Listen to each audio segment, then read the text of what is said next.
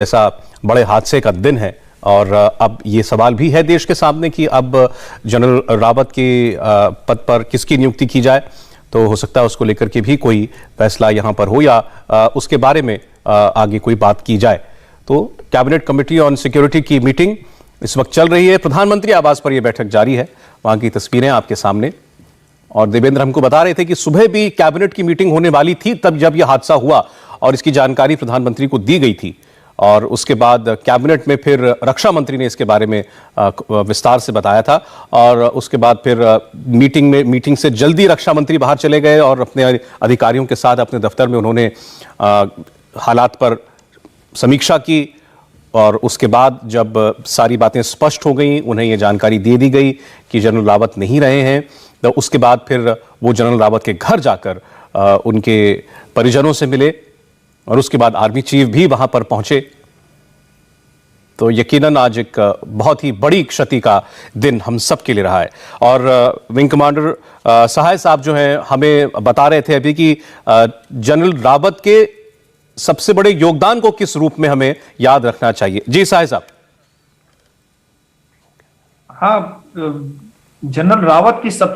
उनका सबसे बड़ा योगदान ये था कि सेनाध्यक्ष बनने के बाद जब वो सीडीएस भी बने तो उस पद पर एक ऐसी परिस्थितियां आती हैं जब आपको देश हित वर्सेस सैन्य अधिकारी या सेना के जो जवान हैं उनके हित में अगर टकराव है तो आप किसका साथ देंगे। तो ऐसी परिस्थिति को जनरल रावत ने बहुत ही बखूबी से उसमें एक सामंजस्य स्थापित किया और वो राजनीतिक नेतृत्व जो है देश का, उसके साथ उनके इतना अच्छा तालमेल था कि मैं समझता हूं कि भारतीय नेतृत्व को ये बहुत बड़ा एक धक्का लगेगा जनरल रावत के जाने से। और जनरल रावत अपने ऑफिसर्स को, जवानों को, तीनों सेनाओं को और राजनीतिक नेतृत्व को इसके बीच की एक कड़ी थे और इस कड़ी का रूप उन्होंने एक वेल ऑयल्ड कॉग व्हील की तरह बहुत ही अच्छी तरह निभाया था इतने ही कम समय में। और ये बहुत बड़ी क्षति होगी भारतीय नेतृत्व के लिए, मैं यह समझता हूं। यकीनन। और ये तस्वीरें आपको फिर बता दें प्रधानमंत्री आवास की हैं जहां पर कैबिनेट की मीटिंग चल रही है। सुरक्षा मामलों से जुड़ी कैबिनेट समिति की बैठक इस वक्त जारी है। देवेंद्र इसके बारे में आपको और बताएंगे। और देवेंद्र, क्या उम्मीद ये कर सकते हैं कि यहां हुई बातचीत का ब्यौरा भी शायद हमें मिले, जो आप बता रहे थे कि आमतौर पर कभी शेयर किया नहीं जाता? बिल्कुल नहीं सौरभ, आमतौर पर सीसीएस की बैठक में जो कुछ भी होता है उसे शेयर नहीं किया जाता, लेकिन एक दो मौके ऐसे आए हैं जब सीसीएस की बैठक में जो कुछ हुआ उसके बारे में हमें बताया भी गया था। जैसे कश्मीर के संबंध में एक बैठक हुई थी, उसके बारे में कुछ इन्फॉर्मेशन हमें दिया गया था, जो कि देश को बताना अगर बहुत ज़रूरी रहता है तो फिर उसको कुछ इन्फॉर्मेशन साझा कर लिया जाता है। आज की बैठक में ऐसा होगा इस बारे में पक्के तौर पर नहीं कहा जा सकता, संभावना बहुत कम है क्योंकि बहुत कुछ बताने लायक है नहीं। जैसे वो हादसा कैसे हुआ इसके बारे में इन्वेस्टिगेशन अभी होगा, आगे किसको बनाया जाना है ये इन्फॉर्मेशन तो बिल्कुल भी शेयर नहीं किया जा सकता। तो ऐसी स्थिति में सरकार की तरफ से बहुत कुछ बताने लायक हो इस सीसीएस की बैठक के बाद, इस बात की संभावना बहुत कम नज़र आ रही है। हालांकि फ़िलहाल हमें इंतज़ार ही करना होगा कि आखिर बैठक खत्म होने के बाद क्या जानकारी दी जा रही है, क्या कोई जानकारी दी जा रही है और अगर दी जा रही है तो क्या जानकारी दी जा रही है। फिलहाल इसके लिए इंतज़ार रहेगा, लेकिन निश्चित तौर पर सीसीएस में जो मंथन चल रहा होगा आगे सीडीएस कौन, क्योंकि जो हादसा हो गया वो तो हो चुका है, उस नुकसान को इस पूरे देश को सहना है, लेकिन आगे का रास्ता भी आपको देखना है। और उस लिहाज से निश्चित तौर पे अगर कुछ नामों पर चर्चा हुई है तो वो बहुत महत्वपूर्ण रहेगा कि आखिर किस नाम पर चर्चा हो रही है और किस नाम पर अगले सीडीएस के तौर पे मुहर लगाया जाना है। हालांकि वो इन्फॉर्मेशन सब बाहर आने की संभावना लगभग नगण्य रहेगी क्योंकि हम सभी जानते हैं कि प्रधानमंत्री नरेंद्र मोदी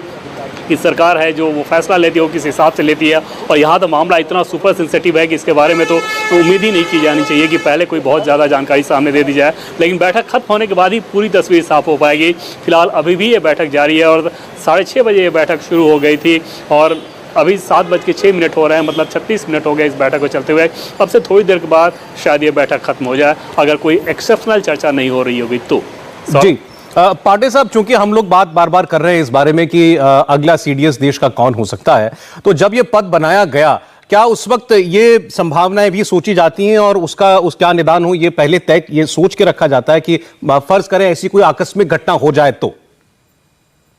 देखिए, चाहे वो सीडीएस हो या अन्य सेनाओं के अंग हो, कहीं भी किसी भी जगह जो एसओपी है, स्टैंडर्ड ऑपरेशन प्रोसीजर है, वो एक ही है, नीति एक ही है कि जो नंबर 1 होते हैं उनके जाने के बाद नंबर 2 जो होता है वो ऑटोमेटिकली टेक ओवर कर लेते हैं as a care taking element, और ऑफिशियली वही उन्हीं का नाम जो है वो अधिकृत रूप से जारी कर दिया जाता है, जबकि बहुत ही कम अवसर ऐसे हुए हैं कि नाम में परिवर्तन हुआ है। अन्यथा 99%, 99.9% जो है, जो 2IC होते हैं वही टेक ओवर करते हैं। लेकिन यहां पर जो है मुद्दा दूसरा है, सीसीएस की मीटिंग हो रही है और पूरा देश इस मीटिंग की तरफ ध्यान लगाए हुए है, और ये जो घटना हुई है वो भी इससे निश्चित रूप से संबंधित मीटिंग हो रही है, तभी आप इसको दिखा भी रहे हैं। तो इस मीटिंग के बाद क्या निर्णय लिया गया, क्या चर्चा हुई, शायद हमारे लिए इतना महत्वपूर्ण नहीं होगा, हम आम आदमी के लिए, लेकिन सामरिक तौर पर निश्चित रूप से सारी एलिमेंट को जो है वहां पर देखा गया होगा, परखा गया होगा, उसके बाद निर्णय लिए गए होंगे। लेकिन क्या निर्णय होगा वो निश्चित रूप से पूरे भारतवर्ष को बताया जाएगा, क्योंकि हमारी सबकी निगाहें उस तरफ, इस निर्णय की तरफ है। तो जहां तक सीडीएस के चेयर की बात है, वो निश्चित रूप से डिमांडिंग हो गया है, और जैसा कि आप लोगों ने जिक्र भी किया था कि एनएसए डोभाल साहब का बहुत बड़ा इसमें योगदान रहा है, इसके एकीकरण के, जो सेनाओं के बीच में सामंजस्य बिठाने की जो भावना थी, इसको एकीकरण के लिए, और इसीलिए निश्चित रूप से मुझे लगता है कि जो एनएसए है वो भी बहुत इंपॉर्टेंट रोल प्ले दोबारा फिर करेंगे, क्योंकि बहुत ही जितने भी हमारे मिशन हुए हैं, स्ट्राइक जो भी है, सर्जिकल स्ट्राइक हुई वाला, तो उसमें एनएसए का रोल बहुत ही महत्वपूर्ण रहा। रक्षा मंत्री, प्रधानमंत्री और एनएसए तीनों ने मिलकर जिस प्रकार से इन सब के बारे में निर्णय लिया, वो काबिल तारीफ रहा है, हम सभी जानते हैं। तो आगे इस परंपरा का परिचालन हो सके, इसके मद्देनजर निश्चित रूप से